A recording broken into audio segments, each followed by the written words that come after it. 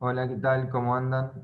Espero que bien o lo mejor que se pueda en este contexto que nos toca atravesar, en este año tan particular, eh, en el cual no estamos pudiendo tener clases presenciales. En esta oportunidad vamos a arrancar con una nueva unidad a través de los diferentes trabajos prácticos que hemos realizado. En este caso fueron 4.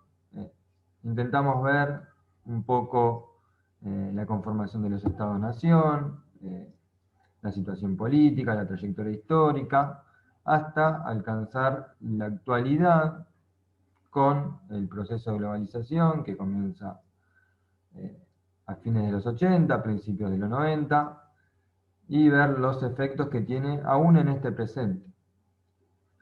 En esta oportunidad, en este video, vamos a comenzar con una nueva unidad centrándonos en lo ambiental, ¿no? En los elementos y los componentes de la naturaleza que posee nuestro continente. Como dijimos en la primera clase y como estuvimos viendo, nosotros nos vamos a abocar siempre sobre el continente americano y también sobre la Argentina, obviamente. Ahora voy a pasar a compartir pantalla. Hice un PowerPoint para explicarles los diferentes, vamos a arrancar con los diferentes biomas o los diferentes ecosistemas, para luego meternos en diferentes problemáticas ambientales que podemos ver incluso hoy en la actualidad, no, y que están muy presentes con el contexto de la pandemia. Vamos a compartir pantalla y vamos a ver, bueno, lo que les decía, ¿no? Los diferentes ecosistemas y biomas que, eh, que hay en nuestro continente, o en realidad en el mundo, y vamos a ver algunos casos particulares, porque siempre está bueno en geografía, además de la teoría, llevarlo a la práctica, ¿no? A casos concretos, a estudios de caso. Vamos entonces a definir qué es un ecosistema. Un ecosistema es el sistema que está formado por comunidades de organismos y el medio ambiente físico en el que viven, es decir, lo que se llama hábitat, ¿no? Las especies de seres vivos que habitan en un determinado ecosistema interactúan con el flujo de energía y de materia que hay en ese medio ambiente. Existe una gran diversidad de ecosistemas en el planeta, todos están formados por factores bióticos, es decir, factores que poseen vida, la flora, la fauna, los seres humanos, y factores abióticos, elementos que no tienen vida, como el suelo o el aire.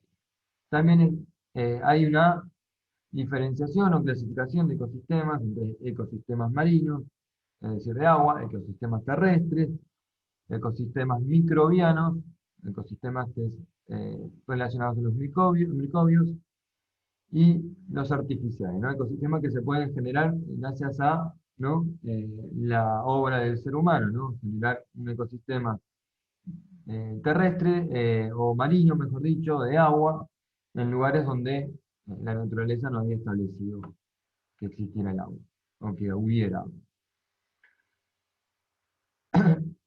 Los ecosistemas tienen diferentes características, por ejemplo, que varían en tamaño y estructura, pueden ser terrestres, pueden ser acuáticos, pueden ser mixtos, pueden tener tierra y agua, no, no es que son excluyentes.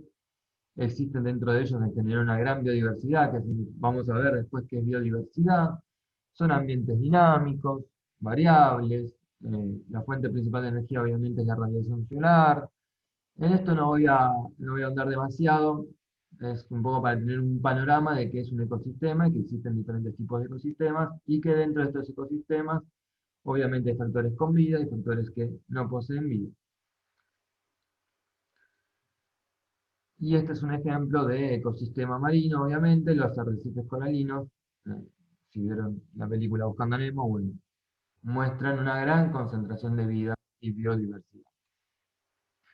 ¿Qué es un ambiente? Un ambiente es un conjunto de elementos naturales y sociales que están estrechamente relacionados. Allí se despliega la vida de los seres biológicos acompañado de elementos físicos. El medio ambiente es donde encontramos estos elementos naturales proporcionados por la naturaleza para que los seres vivos puedan convivir de manera agradable, de manera que puedan eh, sobrevivir. La sociedad está actualmente sobreexplotando los recursos de la naturaleza y con el paso de los años poco a poco fue destruyendo ese ambiente natural. Bueno, las consecuencias, una de las consecuencias o digamos, una de las causas, mejor dicho, de la pandemia y del coronavirus, o del COVID-19, es justamente, ¿no?, cómo se van alterando diferentes ambientes y eso va llevando a la propagación de determinados virus. Si nos ponemos a pensar, los últimos virus de la gripe porcina, la gripe aviar, la gripe ahora derivada supuestamente de un murciélago, es decir, todos son virus que vienen de los animales y se implantan en los seres humanos, ¿no? ¿Y qué es un bioma? Esto ya sí es lo más interesante, ¿no? Hay diferentes biomas en el mundo. Un bioma es un área, una región geográfica del planeta Tierra que se caracteriza por tener un clima, una topografía y una biodiversidad específica, ¿no? Es algo que caracteriza a un bioma. Bueno, tienen un determinado clima, una determinada topografía, es decir, un determinado relieve, y una biodiversidad, ya sea flora y fauna, bien específica. A diferencia de los ecosistemas, los biomas se consideran unidades geográficas homogéneas. Un mismo bioma puede contener diversos ecosistemas. Es decir, es una región de la superficie terrestre que presenta uniformidades en cuanto al clima, la flora y la fauna, constituyendo así una zona identificable a partir del tipo y la variedad de ecosistemas que es posible hallar en ellos.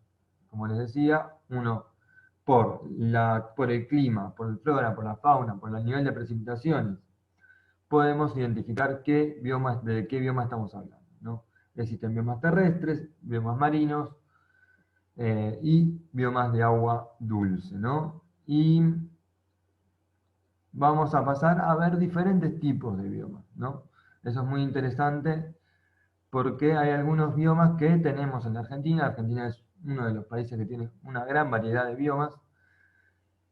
Y en este caso, bueno, la selva es el primer bioma que vamos a ver. El primer bioma que cuenta con es el que tiene mayor biodiversidad del planeta, mayor número de especies, animales y vegetales. Las precipitaciones anuales son abundantes, son más de 2.000 milímetros anuales, más de 2.000 milímetros de agua que caen por año.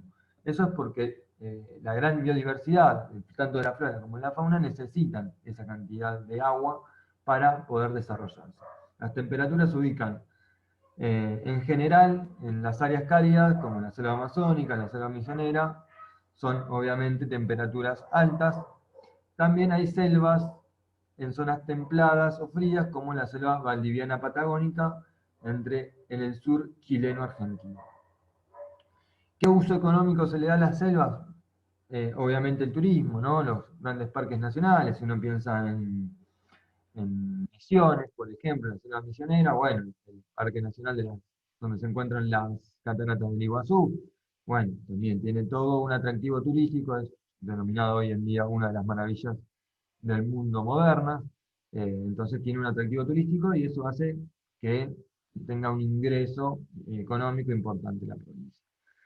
También se usan, la selva tiene los recursos de la leña, ¿no? La leña, la madera, que sirve para la calefacción y la cocción de alimentos.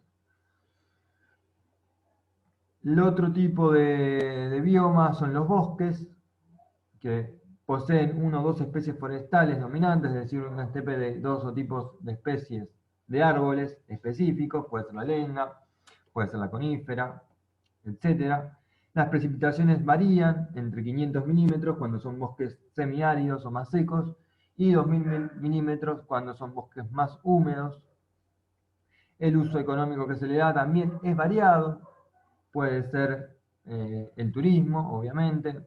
En el sur argentino hay bosques, en el norte de América, en Norteamérica, en Canadá y Estados Unidos también, y tienen un atractivo turístico, pero también obviamente está el aprovechamiento de la madera, de los árboles, ¿no? A eso también el aprovechamiento cerradero, que puede ser para leña, para determinadas cuestiones y usos que se hacen de la madera. La temperatura en general, eh, el clima es templado, con veranos cálidos e inviernos fríos, un término medio, aunque existe el bosque frío, ¿no? Un tipo de bosque específico donde se encuentra en una zona de temperaturas bajas, que es el bosque de taiga.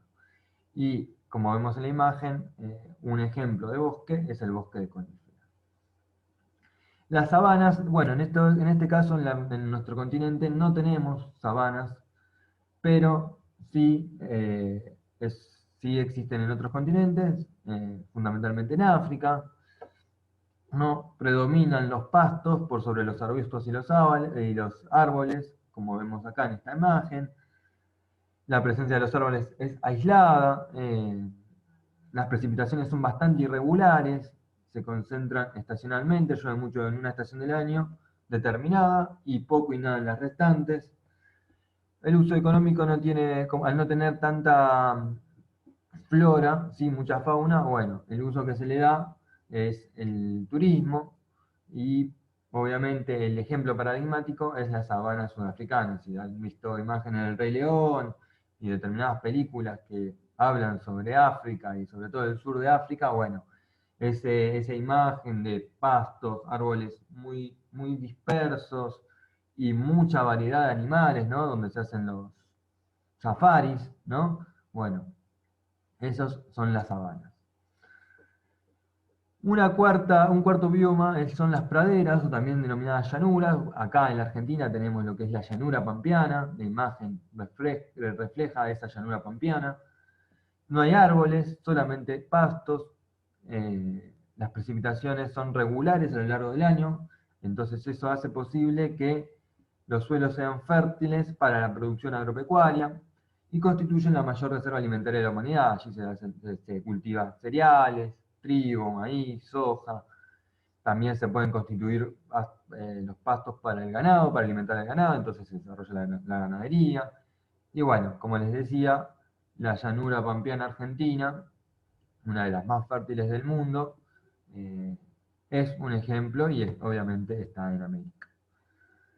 Los montes o semidesiertos son una transición hacia el desierto, son un camino es un bioma que está entre el desierto y biomas más fértiles, más, con más vegetación, con más fauna. Crecen arbustos bajos, como se ve acá, y generalmente discontinuos o pastos duros. En el norte argentino también hay esta situación, ¿no? Jujuy, Salta, determinadas zonas de Jujuy, determinadas zonas de Salta. Las precipitaciones son escasas, ya nos estamos acercando a un bioma de desierto.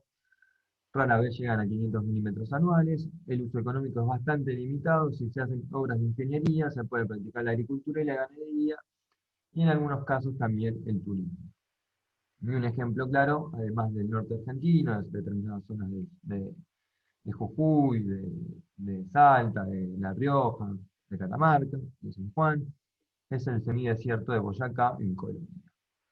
Llegamos finalmente a el desierto, ¿no? Los desiertos que hay en nuestro continente, la vegetación es obviamente muy escasa, los pastos están dispersos, duros, las plantas que hay son adaptadas a la ausencia de agua, como obviamente la flora característica de los desiertos es el cactus, y las precipitaciones obviamente son muy bajas, con 250 milímetros de agua anuales, y pudiendo incluso no llover durante uno o más años consecutivos. Las temperaturas son muy altas durante el día y bajan tremendamente por la noche. El uso económico, se le puede dar uso económico en los determinados lugares del desierto como los oasis, donde hay agua.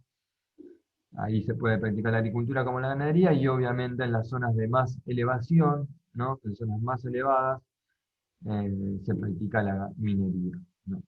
Y el ejemplo que tenemos en nuestro continente es el desierto de Atacama, donde hay minería, por ejemplo, de cobre. La alta montaña constituye un bioma diferente, posee poca vegetación de árboles, condiciones climáticas variables, cuanto mayor altura, mayor variabilidad.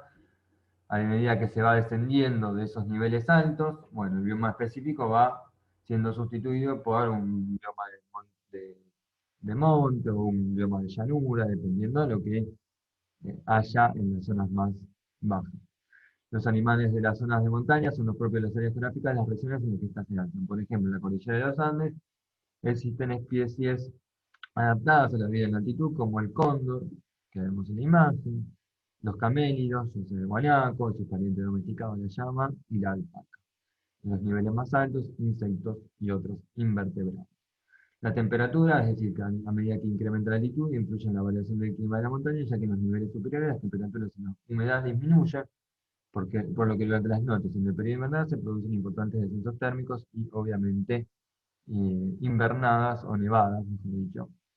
Y obviamente la alta montaña por excelencia de Sudamérica es la cordillera de los Andes.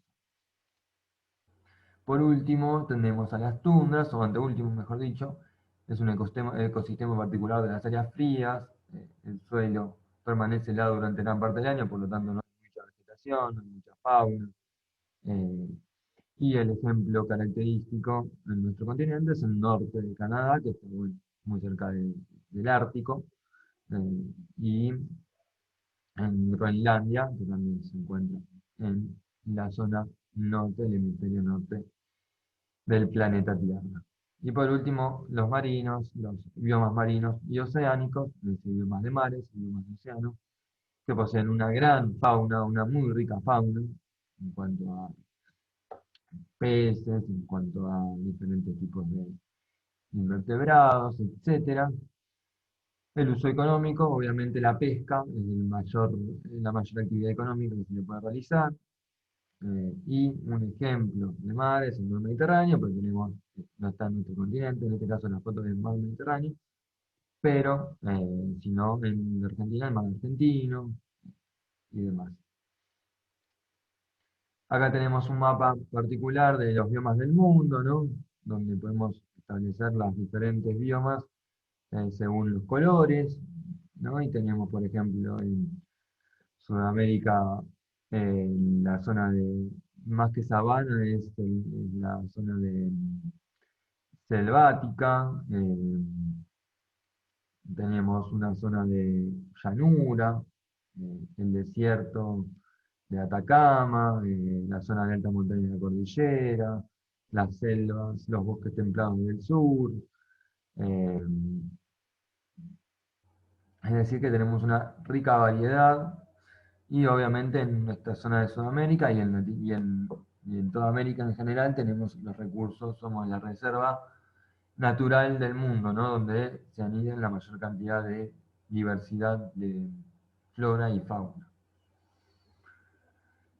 Un caso particular es la selva misionera, les dejo para que lo lean y lo vean. Otro ejemplo es el desierto de Atacama, más en detalle, ¿no? eh, las determinadas floras y faunas que hay en cada lugar, etcétera. Y por último, quería llegar a explicar lo que son los recursos naturales, ¿no? Y hay diferentes tipos de recursos naturales. ¿Qué se entiende por recurso natural? Todo componente de la naturaleza susceptible de ser aprovechado en su estado natural por el ser humano para la satisfacción de sus necesidades. Esto significa que para que los recursos naturales sean útiles no es necesario procesarlos, por ejemplo, mediante un proceso industrial. Al mismo tiempo, los recursos naturales no pueden ser producidos por el hombre. Los recursos naturales representan fuentes de riqueza económica, pero el uso intensivo de algunos puede llevar a su agotamiento, ¿no? Siempre estamos ahí con el límite entre cuánto utilizar y explotar un recurso, ¿no?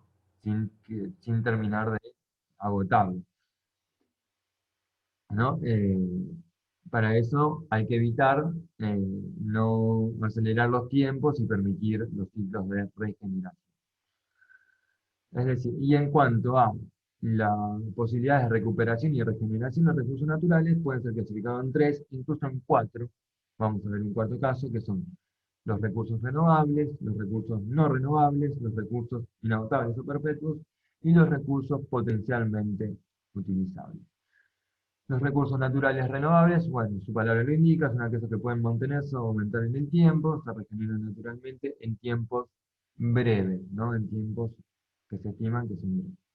Los ejemplos, la biomasa, los bosques, la madera, los restos de residuos de cultivo, etcétera, el agua, obviamente si se lo usa racionalmente, la energía hidráulica, también hidroeléctrica, la radiación solar, el viento, las olas, las plantas, los animales, todo siempre pensando en un uso racional y que te permita la regeneración de los mismos.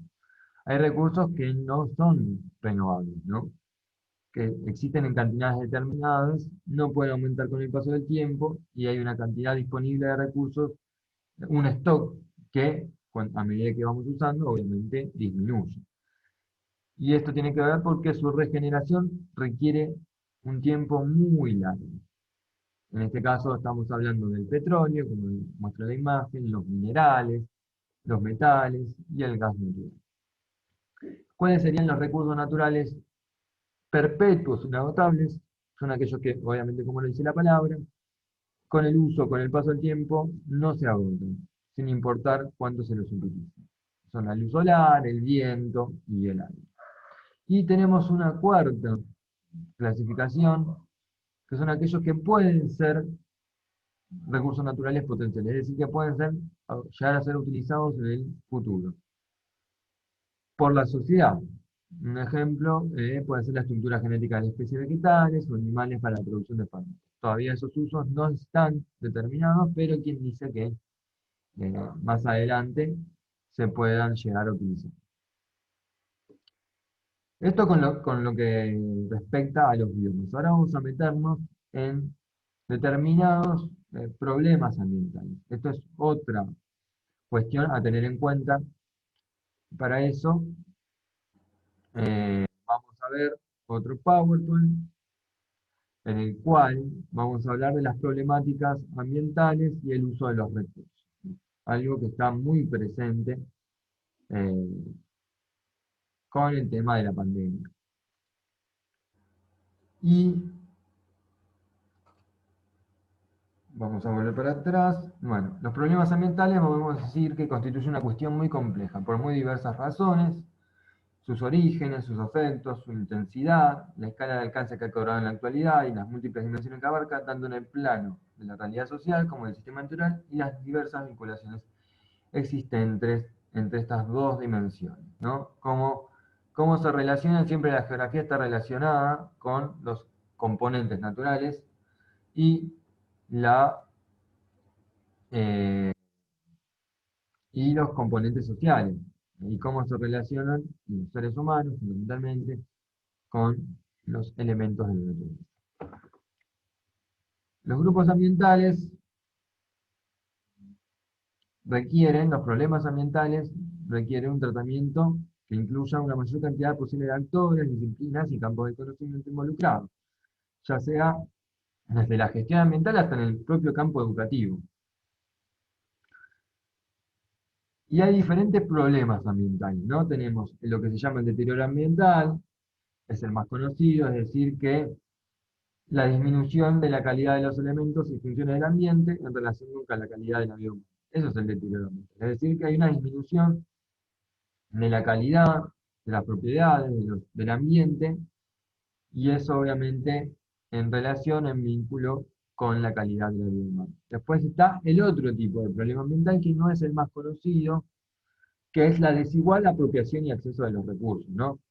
Esto no se habla tanto, pero es un problema ambiental también, ¿no? Que algunos tengan mayor acceso al aprovechamiento del ambiente, que que algunos puedan beneficiarse de ese aprovechamiento, mientras que otros no puedan hacerlo de la misma forma, constituye también una problemática ambiental. No, no es lo mismo aquellos que tienen acceso al mar, que no tienen acceso al mar, aquellos que tienen acceso a determinados recursos naturales eh, derivados de la agricultura, que aquellos que no, aquellos que tienen acceso a eh, determinadas tecnologías que permiten el uso de determinados ambientes, también no es lo mismo, y así sucesivamente. Los problemas ambientales, como les decía, tienen que tener un enfoque global, integral, se deben mirar los problemas ambientales en un enfoque más complejo, que es donde interactúan desde economistas hasta ecologistas, hasta sociólogos, eh, etcétera. Y obviamente lo que tenemos que hacer es, vamos a analizar algunas problemáticas ambientales vinculadas al manejo de los recursos naturales. Uno de ellos, obviamente, es la degradación y el agotamiento de los suelos, la expansión de la frontera agropecuaria, la pérdida de biodiversidad, el cambio climático, la contaminación del suelo, el aire y el agua. En la degradación y agotamiento de los suelos, obviamente, como lo dice la palabra, significa la progresiva pérdida de nutrientes y compuestos de suelo, lo que deriva en su reducción o pérdida total de su productividad. Se produce principalmente por la práctica del monocultivo, es decir, por la práctica de solo cultivar un solo cultivo. Y acá la imagen muestra cómo quedan todos partidos los suelos por este uso extensivo del monocultivo. ¿Qué efectos genera? Bueno, como consecuencias, pérdida de la fertilidad del suelo, aumento de la necesidad del uso de fertilizantes, de agroquímicos y esta compactación que vemos, esta compartimentación del suelo. Es sencillo, el nombre lo indica, ya cuál es la problemática. Degradación y agotamiento del suelo. Aquí les dejo algunos videos, algunas notas de, en este caso en España, pero más generales, de cómo suceden en casos concretos, ¿no? En la degradación del suelo no es algo abstracto, sino que está sucediendo hoy en día. Otro tema muy importante y en boga en estos tiempos es la expansión de la frontera agropecuaria. Si ustedes han visto o han escuchado hablar de los incendios que se están dando en Córdoba, o en el Delta, en la zona de Rosario, de Entre Ríos. eh, bueno, eso tiene que ver con incendios provocados por el ser humano para dejar el terreno propicio para cultivar en territorios donde no debería cultivar, ¿no? ¿Qué es la frontera agropecuaria? Vamos a ir paso a paso, ¿no? La frontera agropecuaria es el límite del suelo rural que separa las áreas donde las actividades agropecuarias están permitidas de las áreas de especial interés ambiental, que se deben dedicar a la preservación, restauración ecológica u otras categorías de manejo derivadas de la zona ambiental. Es decir, hay una zona en la cual está permitido realizar actividades económicas relacionadas al cultivo, a la ganadería, y hay zonas que están reservadas para la restauración ecológica, la preservación del medio ambiente, etc.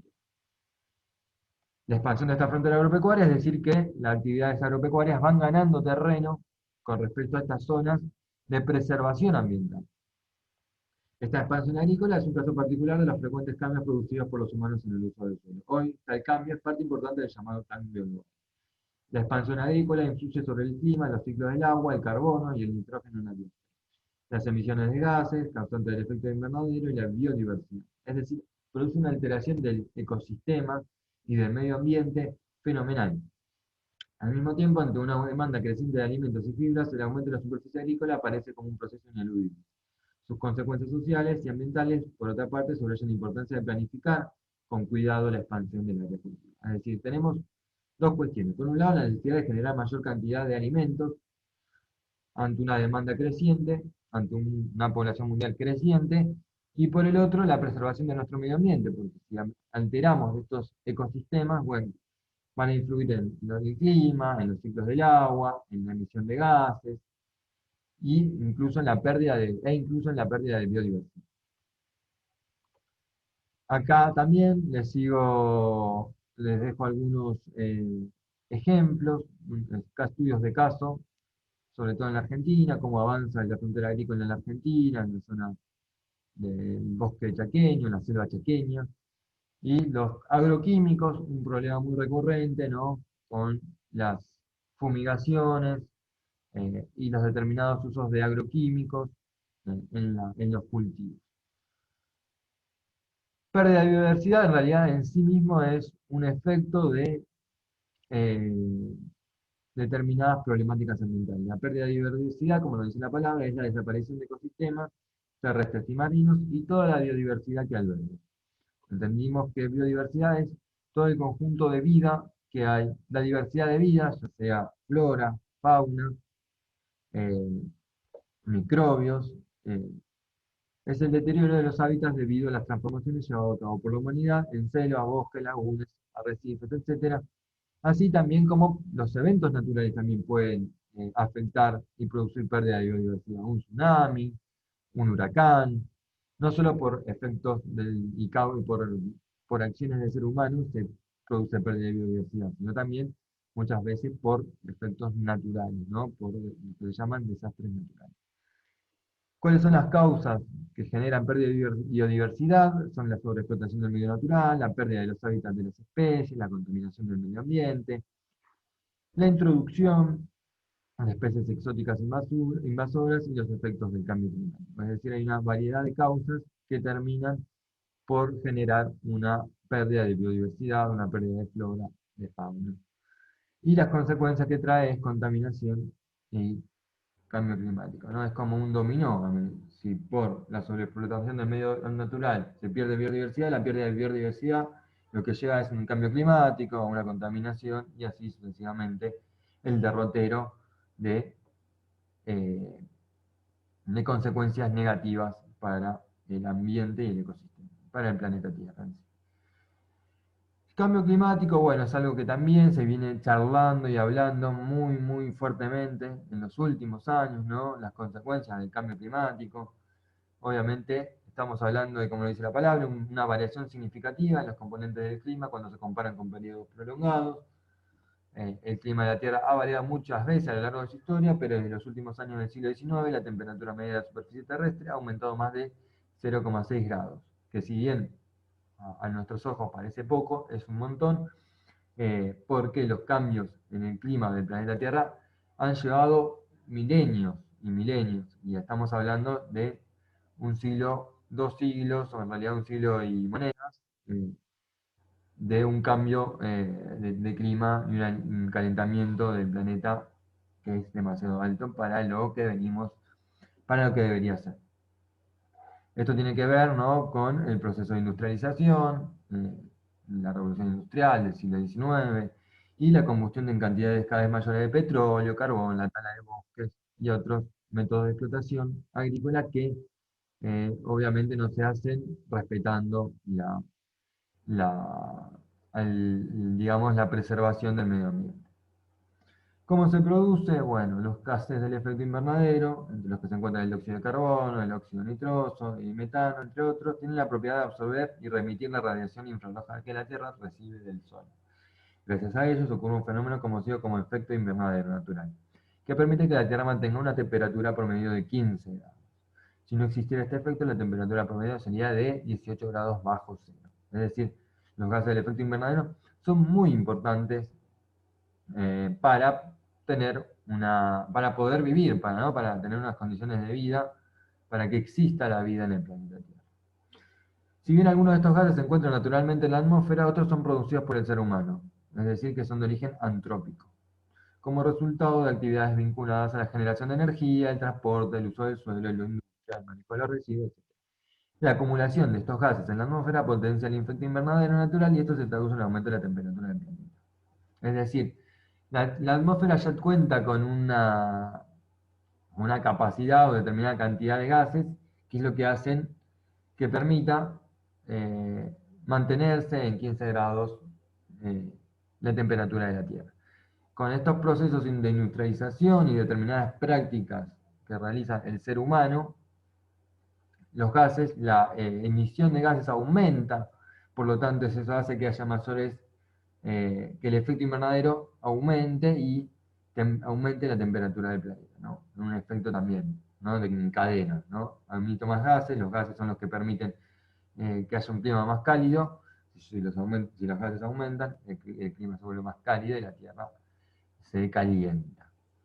Las consecuencias del cambio climático es el cambio en la circulación de los océanos, el aumento o disminución de las precipitaciones, el aumento del nivel del mar, el retroceso de los glaciares y el aumento de los eventos climáticos extremos.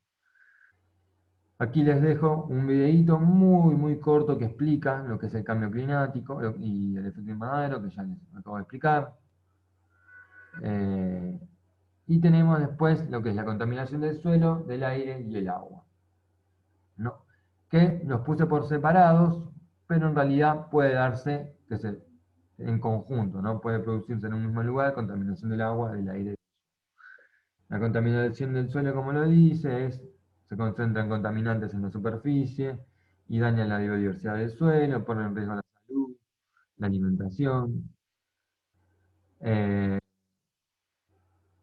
Esto se puede producir por el uso de plaguicidas, de fármacos, de fertilizantes que contaminan los campos, otras sustancias químicas también, y es una amenaza global, especialmente en Europa, en Asia y en África del Norte.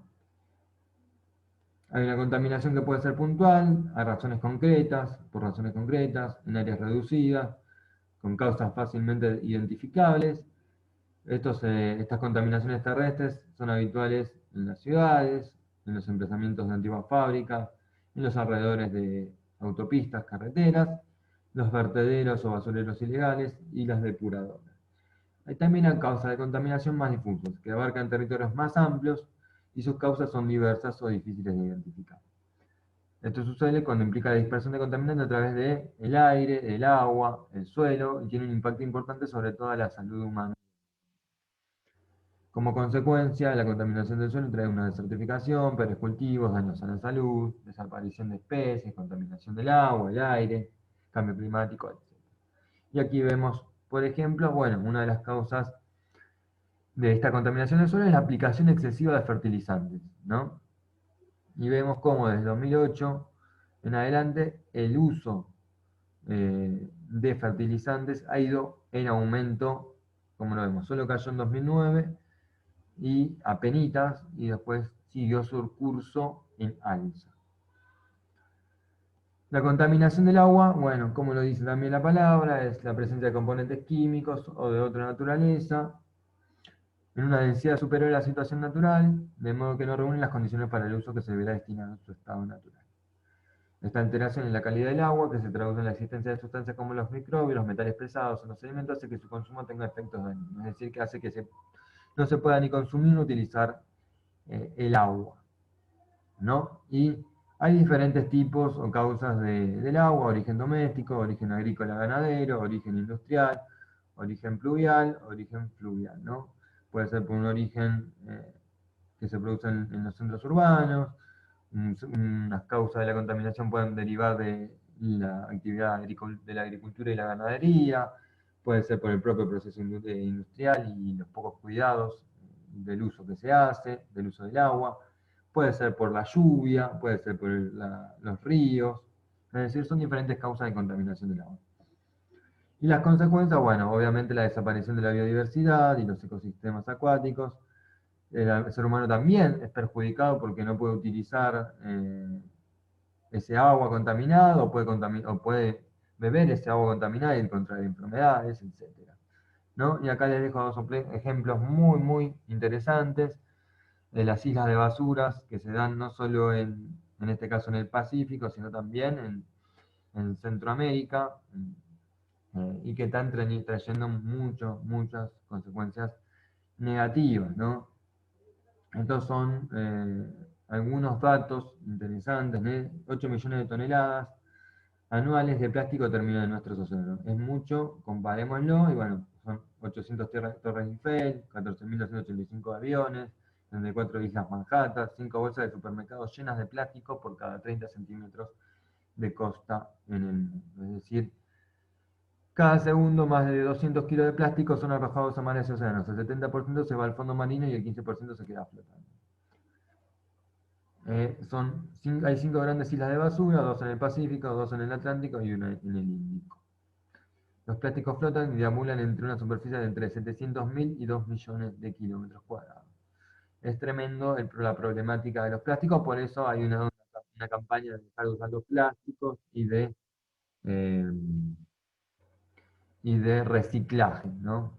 Todavía estamos muy lejos de conseguir y de concientizar con respecto al reciclaje, pero el daño que hace el plástico en el medio ambiente es fenomenal. Y por último llegamos a la contaminación del aire, ¿no? Como nos dice la palabra también, no es una niebla tóxica que flota por encima de las ciudades, es la forma más común, No obstante, existen diferentes tipos de contaminación, visibles e invisibles, que contribuyen al calentamiento global. Por lo general, se considera contaminación del aire cualquier sustancia introducida en la atmósfera por las personas que tenga un efecto perjudicial, obviamente, sobre los seres vivos y el medio ambiente. Hay causas varias. Si bien todos los seres vivos emitimos dióxido de carbono al respirar, este considera por lo general contaminante cuando se asocia con otros coches, aviones, centrales eléctricas y otras actividades humanas que requieren el uso de combustibles fósiles, como la gasolina y el gas natural. O sea que además agrega la quema de basura también generando contaminación en el aire. Entre los últimos 150 años, es decir, cuando empezó fuertemente el proceso de industrialización, ¿no? Derivado de la revolución industrial, las actividades han enviado a la atmósfera una cantidad de dióxido de carbono suficiente para aumentar los niveles de este por encima de donde habían estado durante cientos de miles de años. Y como consecuencia, acá tenemos una imagen de smoke, ¿no? Es lo que se conoce como smoke, esa nube que se produce en los grandes centros humanos, como por ejemplo San Pablo o en la Ciudad de México, México DF, el Distrito Federal, la capital de México. Eh, y trae obviamente salud, consecuencias negativas en la salud respiratoria, en el efecto invernadero, en el efecto smog, etc. Bien, con esto hemos terminado de ver eh, la unidad que hace a los contrastes ambientales y a los diferentes tipos de recursos, los manejos que se hacen de esos recursos, ¿no? Hay diferentes modelos de manejo de recursos. Está el modelo extractivista, que no tiene ningún tipo de cuidado con respecto a respetar los tiempos de regeneración de los recursos naturales. Se los extrae a más no poder, con el objetivo de obtener mayor cantidad de ganancias en el menor tiempo posible. Está el, el modelo o el manejo de recursos de conservación, que tratan de ponerle un freno a este uso exacerbado de los recursos, a esta explotación de los recursos exacerbados, y está el sustentable o sostenible, que busca armonizar los objetivos económicos de ganancias y de utilizaciones económicas necesarias para el vida humana con la preservación del medio ambiente, ¿no? Están estos tres tipos de modelos de manejo de los recursos humanos: extractivista, que hace mucho daño; el modelo de conservación, que trata de cuidar el medio ambiente y apenas modificarlo; y el sustentable, que trata de conciliar estas dos posiciones entre preservación y utilización económica de los recursos. Con esto lo que voy a hacer es dejarles una actividad planteando un caso concreto, que es el uso de los agroquímicos en nuestro país, con algunas preguntas. Les voy a subir los PowerPoint también para que los puedan leer, eh, y en base a eso puedan responder la serie de preguntas sobre un caso concreto. Siempre lo importante de, de la geografía es, más allá de hablar de, bueno, estamos hablando de casos en teoría, de la teoría, en problemas ambientales o de biomas, bueno, llevar, bueno, qué tipo, un bioma que haya en nuestro continente o en nuestro país, un problema ambiental que haya en nuestro continente y en nuestro país. Eso es lo interesante de la geografía, para poder repensar obviamente toda esta situación que nos toca atravesar en este momento, ¿no? Y cómo, y un poco reflexionar, ¿no? Las consecuencias que trae el uso indiscriminado de los recursos naturales, no preservar el medio ambiente, no tener eh, respeto a los ciclos de regeneración, y bueno, digamos, si no ponemos un freno y no podemos pensar un mundo sustentable, ¿no? Con respecto al medio ambiente, las cosas van a seguir empeorando, y las enfermedades que se traspasan de animales a seres humanos van a seguir apareciendo. Esto es todo. Después nos seguiremos viendo en otros videos, en las otras unidades que nos quedan. Cualquier duda, consulta, me pueden escribir siempre al email. Así que nos estamos hablando, estamos en contacto. Saludos, y siempre les deseo que estén bien, y ojalá podamos reencontrarnos en algún momento en la escuela.